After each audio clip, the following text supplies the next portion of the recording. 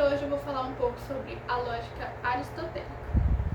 Bom, a lógica aristotélica serve para facilitar a produção da filosofia, porque ela analisa a linguagem e vai ser uma ferramenta ou recurso que nos ajuda a trabalhar a linguagem e melhorar nossa capacidade de expressão acerca do mundo. Com isso, a gente busca entender e se expressar melhor diante da realidade. Aristóteles não foi apenas um discípulo de Platão, mas também mestre de Alexandre o Grande e um dos maiores filósofos da Grécia Antiga. Ele também foi o pai da lógica. Enquanto muitos buscavam explicar a realidade por meio de mitos ou apenas da persuasão, Aristóteles decidiu investigar quais são as regras do raciocínio correto. O resultado dessa investigação está reunido em uma obra denominada órgão, palavra grega que significava instrumento. O nome não foi escolhido em vão por Aristóteles. A lógica não era um fim para si mesma, mas sim uma ferramenta para todas as ciências. Assim como um carpinteiro precisa de madeira para trabalhar, a lógica seria o instrumento para que o filósofo pudesse desenvolver seus conhecimentos. No órgão, reúne obras fundamentais, onde ele sintetiza pela primeira vez conceitos de raciocínio correto que ainda hoje em dia são usados como base para o pensamento lógico. Aristóteles diz que todo objeto tem uma substância, aquilo que o torna único e define como aquilo que é. Exemplo: uma árvore pode perder folhas ou crescer, mas vai continuar sendo uma árvore. A lógica, nesse sentido, busca responder como podemos escrever corretamente o que as coisas são. Bom, ele também tem a definição e as preposições. Para Aristóteles, conhecer algo significa afirmar ou negar algo sobre esse objeto. Ou seja, uma afirmativa seria: o céu é azul, uma preposição que descreve a realidade como verdadeira. Negativa: a lua não é um queijo, uma preposição que nega algo incorreto. Os três princípios fundamentais da lógica são o princípio da identidade, que cada coisa é o que é, ou seja, azul só pode ser azul, não ser uma cor além dessa, ou seja, a autenticidade que as coisas podem ser. O segundo princípio é o da não contradição, que nada pode ser e não ser ao mesmo tempo e no mesmo sentido. Ou seja, não posso dizer ao mesmo tempo estou com calor ou estou com frio. Você só pode estar sentindo uma coisa no tempo. Terceiro princípio é o princípio do terceiro excluído. Uma proposição só pode ser verdadeira ou falsa. Não existe uma terceira opção, ou seja, só pode ser sim ou não. Não existe um talvez nessa questão. O silogismo é uma das ferramentas que podemos usar com o pensamento aristotélico. É uma forma de raciocínio dedutivo onde estão ligadas duas premissas e uma conclusão que, ao serem juntadas, formarão um raciocínio lógico. Bom, das premissas, podemos indicar a premissa maior, que seria um conhecimento em si.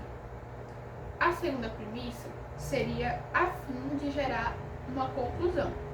E por fim, a conclusão, que seria o desfecho de toda a ideia em si que queria ser formada. Vai ser um pensamento verdadeiro. O que isso quer dizer? Quer dizer que a gente pode formar argumentos, uma ideia, uma conclusão, mas mesmo assim pode ser que aquilo não seja uma verdade. Como, por exemplo, podemos ver em fake news que são espalhados por aí. São premissas que alguém criou, formou-se um argumento válido, porém que não é verdadeiro. Ou seja, como podemos falar, a Lua tem buracos, o queijo tem buracos. Ou seja, a Lua é um queijo. Isso se formou com base em argumentos que se interligam e fazem um argumento válido, certo? Só que não é verdade. E a gente sabe disso porque tem comprovação científica sobre esse acontecido. Agora, um silogismo que a gente poderia formar e que poderia ser verdadeiro seriam aqueles em que, de fato, são coisas reais e que são um fato em si, são algo a ser informado às pessoas. Raciocínio dedutivo, que consiste em formar argumentos válidos e que possam ser presentes na nossa vida. Ou seja, a gente pode usar isso em diversas áreas do nosso conhecimento para que formássemos um argumento válido com base em fatos que sejam verdadeiros e que formem uma conclusão do pensar corretamente, como Aristóteles diz. Bom, vamos para as perguntas. Primeira pergunta: por que temos tanta dificuldade em diferenciar fato de opinião nas redes sociais? Porque sempre tá tudo de uma vez jogado assim na internet, nunca disse o que é, só colocam lá. Sim, na internet a gente tem muitas informações variadas, em diversos perfis diferentes, de diversas pessoas diferentes, e essa explosão de informações às vezes a gente pode absorver aquilo que é uma opinião e aquilo que também é um fato misturado, porque na internet a gente encontra opiniões pessoais, notícias reais, memes, coisas diversas, então a gente meio que fica à mercê desse tipo de informação que pode ser sim verdadeira, pode, mas também que vai ter muitas opiniões formadas por pessoas que muitas vezes podem até não ter a intenção de espalhar uma fake news, por exemplo, mas que acaba falando só porque absorveu aquilo para ela que era uma opinião e não o que de fato era verdadeira e que não foi comprovado de verdade. 2. A lógica ajuda a combater fake news. O pensamento lógico, o que ele fala? Que a gente tem que checar premissas para criar uma conclusão. Ajuda. Sim, né? Se a gente seguir certinho as premissas, o que elas querem dizer, como que a gente vai chegar nas conclusões, a gente pode criar um fato de verdade. E não cair em qualquer coisa. Sim, a gente criar nossas próprias opiniões com base no que a gente... verdadeiro. Sim, o que a gente adquire com o tempo. Fatos reais. Pergunta 3. O excesso de informação nos torna mais críticos ou mais confusos? Se fossem informações verdadeiras, pode se tornar mais crítico, tem mais direito a falar das coisas e tal. Sim. Mas se for só informações ruins, vai só confundir a cabeça da pessoa. Sim, né? Informações, tipo, na internet tem muitas coisas bestas, né? A gente pode dizer isso. Se for conteúdo que de fato vá agregar na sua vida, sim, aí de fato tornaria as pessoas mais críticas, seletivas do que ela vai absorver na internet. Quais informações ela vai querer visar, tipo, até você seguir pessoas na internet, você tem que ver se aquela pessoa realmente perpassa o que você quer ter na sua vida. Produz um conteúdo agradável. Bom, informativo, que vá trazer um valor para sua vida, não é algo assim... Qualquer besteira. Sim, de fato. Existe diferença entre se informar e convencer? Sim. Se informar, você pode só informar você, eu informar você de algo e eu querer te convencer, eu te informar manipular algo, só que já querendo que você acredite naquilo. Sim, tipo, informação é um fato, como por exemplo, uma notícia que você vê. Você vê que ela foi pesquisada, foi comprovada, que tem diversos fatores que mostram o que realmente aconteceu, de verdade. Agora, convencer seria você mostrar seu sentimento para a pessoa, para que ela fique com uma compaixão e fique do seu lado. tipo, convencer a você de que aquilo que ela tá falando é verdade, o que nem sempre é, porque se você quer convencer, você quer que a pessoa acredite. Se você quer que ela acredite, você tem que usar tudo que você tem para que ela acredite. Então, informar é diferente porque é um fato. E convencer porque ela... como se estivesse manipulando a pessoa. Sim, ela vai... Ou às vezes você sabe que ela acredita no mesmo que Sim, você. Convencer é tipo você querer que a pessoa atingir o sentimento da pessoa. Pois é. Pergunta 5. Por que Aristóteles chamou a lógica de órgão? Bom, ele achava que a lógica era como um instrumento de conhecimento, como eu já disse anteriormente, e que seria a base para pensar com clareza, como eu disse lá. Um pedreiro não pode trabalhar sem sei lá, os instrumentos dele, tipo cimento, martelo, essas coisas, porque ele precisa, sim, porque eles precisam construir a casa, o que for. E o órgão, que seria esse livro com conjunto de ideias, seria isso, ele trazer um instrumento do que seria pensar corretamente para que os filósofos seguissem o mesmo raciocínio, para que criassem uma coerência ao pensar. Então, isso foi uma ferramenta necessária para os filósofos, assim como um pedreiro precisaria de ferramentas. Então, é uma ferramenta essencial. A lógica aristotélica ainda é válida diante da ciência moderna? Não sei, acho que sim.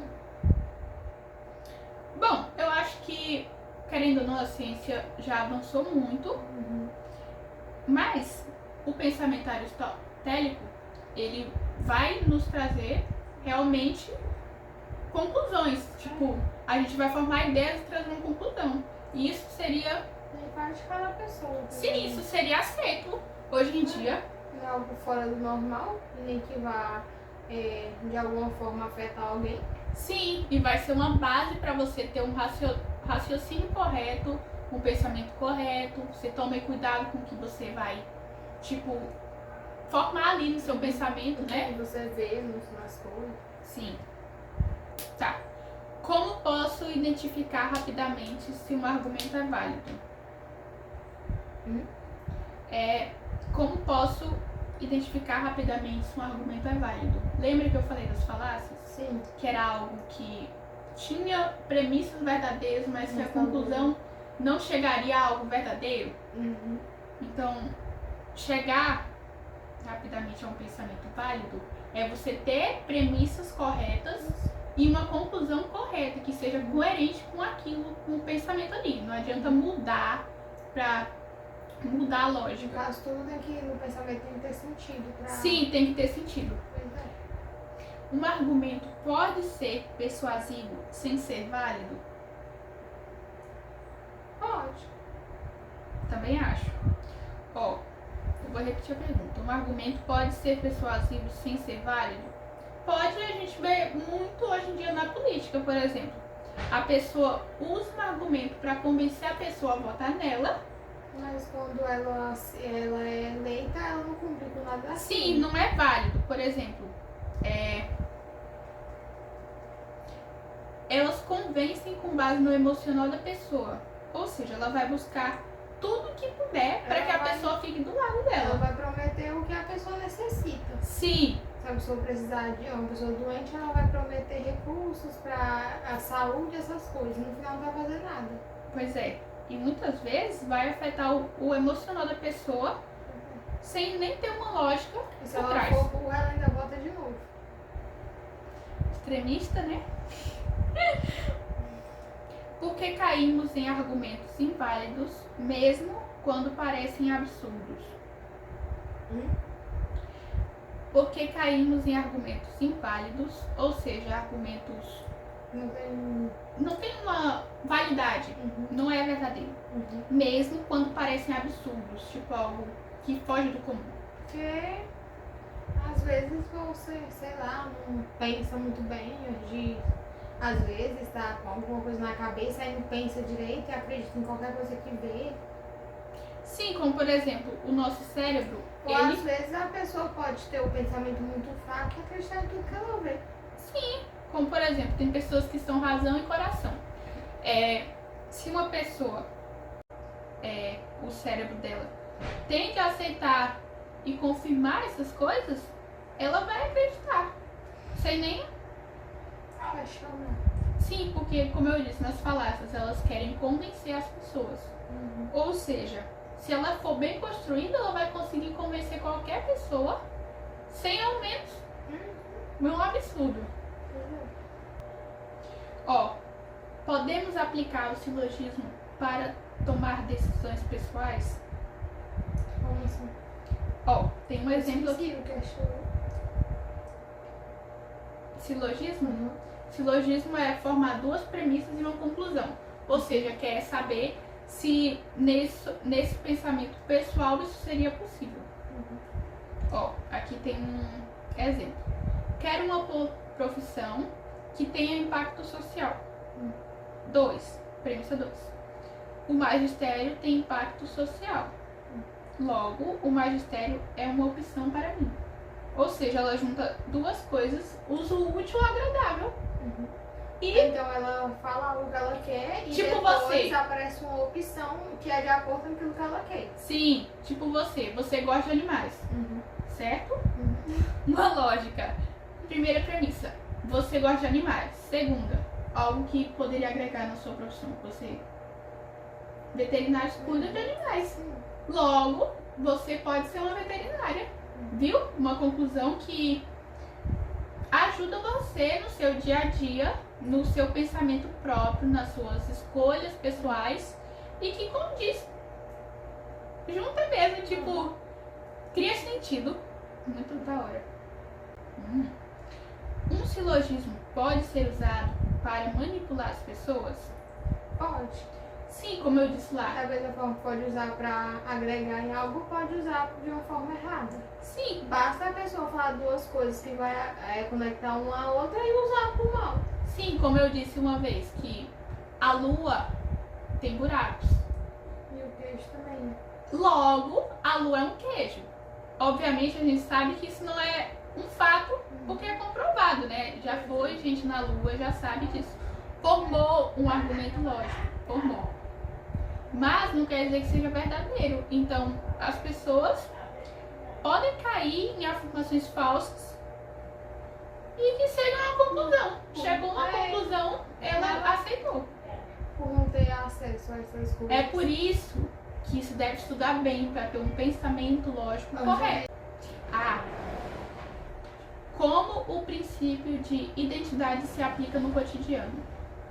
Lembra que eu falei que uma pessoa só pode ser o que ela é, não outra coisa? Sim.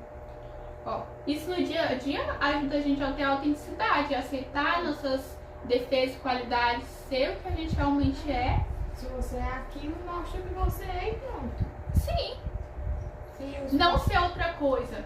Tipo, você mudar de um jeito e querer mudar ele só pra agradar alguém ou só porque você quer mudar. Assim, não. Pois é, tem que ser como realmente é.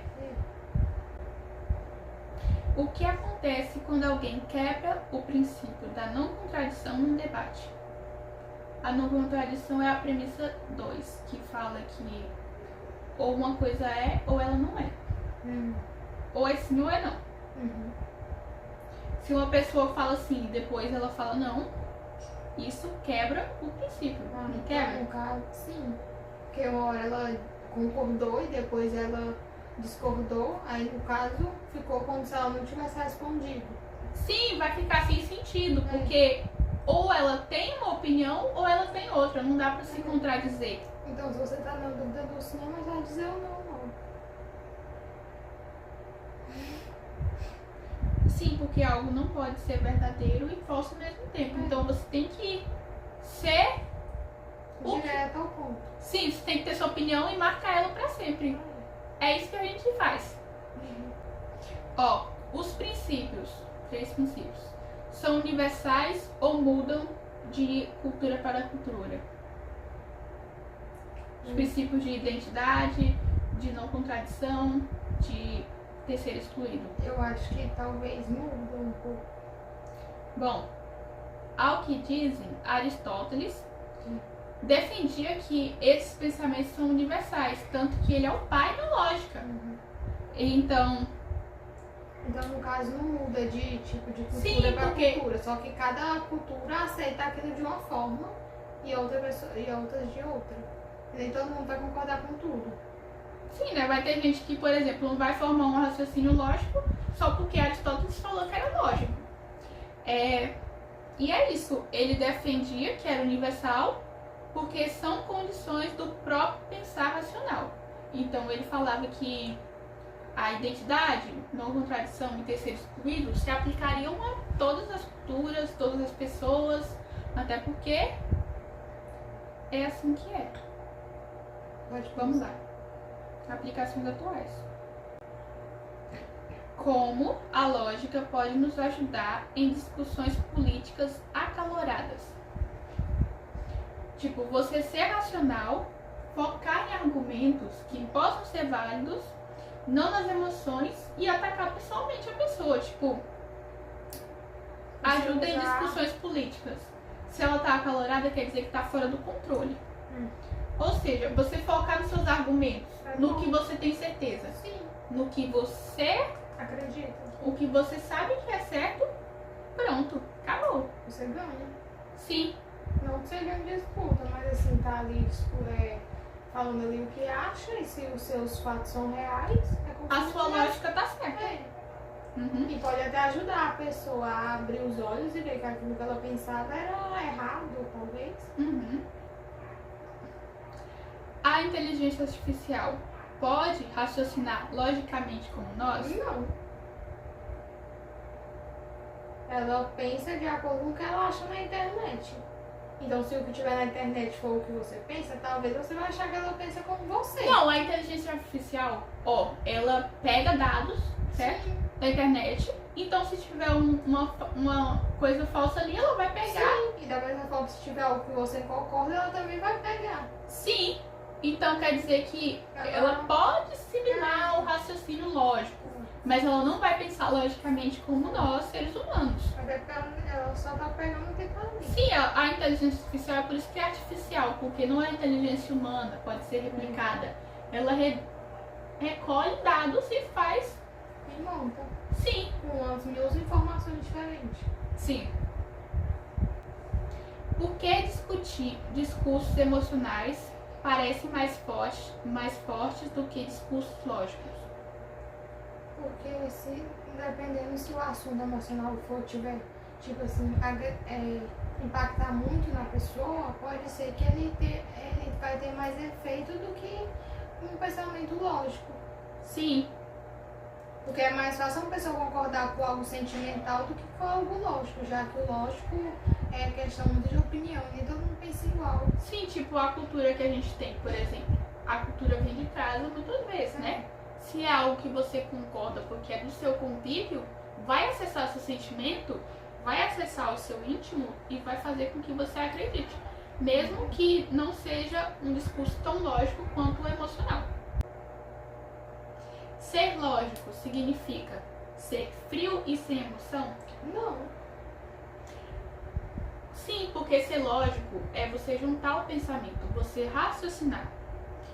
Emoção e lógica andam juntos. O fato de você às vezes deixar o sentimento de lado, não seja você seja frio, você só sabe separar essas coisas em momentos diferentes. Sim, você deixar as emoções de lado quando precisa da sua razão e deixar os dois juntos, não precisa deixar os dois de lado. Você pode usar de lado a lado com os dois. Sim. Bom. Toda falácia é proposital ou pode ser sem querer? Essa falácia é engraçada. Que pode ter um argumento válido, mas que a conclusão... Eu acho que a pessoa pode usar nas duas opções. Sim, por exemplo, na internet hoje em dia, se a gente vê a gente não. Todo mundo pode ver. Sim, se uma pessoa vê um vídeo e aí é uma pessoa que ela gosta. E aí ela tá lá expressando a sua opinião, falando sobre um assunto e tal. E aí essa pessoa vai lá e repassa o que ela ouviu. Sem nem checar os fatos, porque é uma pessoa que ela gosta. Isso não foi proposital da pessoa, foi algo que ela viu e que ela replicou. Isso não quer dizer que foi proporcional. Agora tem pessoas que manipulam porque sabem que é o errado, mas mesmo assim continuam fazendo o que é errado. Igual as pessoas que ficam aí espalhando fake news. Sim, elas espalham fake news. Você compartilha sem saber, tá tudo bem.